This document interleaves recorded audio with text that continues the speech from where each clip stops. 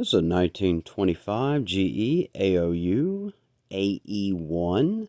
This was the very first standstill motor case pot metal oscillator, and it was a gift from a friend slash customer named Mike. And it had this as the loop, and you see they drilled out, it even oscillated, but that just wasn't going to fly for any of us. So then my friend Steve Hankus got me a perfect cap with the brass knob and the iron loop. So officially it was almost ready to go, except the gearbox had cracks. I filled them and they just kept splitting, so I knew it needed a gearbox, and I've got other fans I'm putting my money into, so I didn't want to dump it into this just yet, even though the 16-inch blades are perfectly straight. So today my friend slash customer Chris gave me a gearbox because the fan it went to had some serious issues, and we just decided not to deal with it. So he gave me the gearbox, and I put the brass cap top on it because the one that was on there was the Vortilex nickel plated type.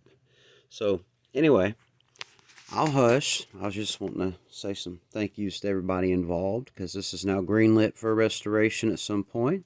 Let's go ahead and start it up on high.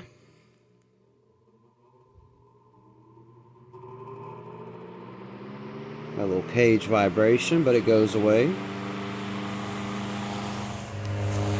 Super smooth runner. Very little GE whine. See, the cast iron base was 1925 Transitional. Still had brass blades, but they got rid of the beautiful cast iron motor and cast iron gearbox and replaced it with the less expensive pot metal gearbox, zinc bell, stamp case. So that's high, medium, low. Now I'll go ahead and straighten it out, and we'll turn the oscillator on.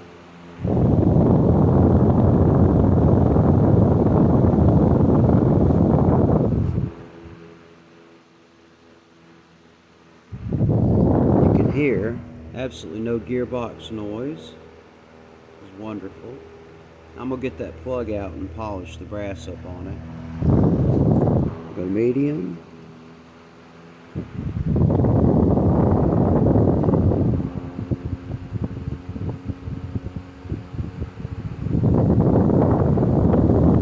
Go to high.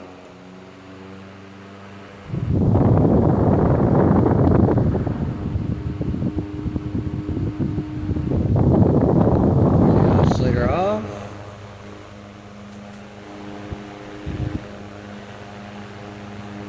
And turn the fan off. Just running on assembly lube and a little bit of grease in the gearbox at the moment, so it'll be even smoother once the restoration is done. Picked out a paint called Emerald Isle, primer plus paint combination from Rust-Oleum. I think it's going to look really good on here. It seems like the factory paint's in decent shape, but it's not, because the loop that Steve sent me has been stripped, and that's just rust.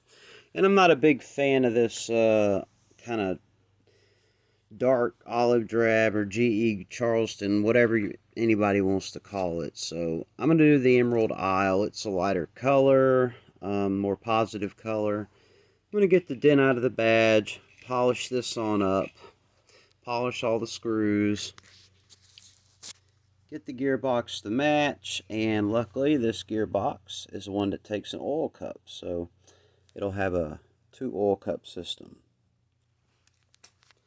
So I appreciate you watching, and again, thanks to Mike, Steve, and Chris, all for helping me get this fan ready to go. Appreciate everyone watching.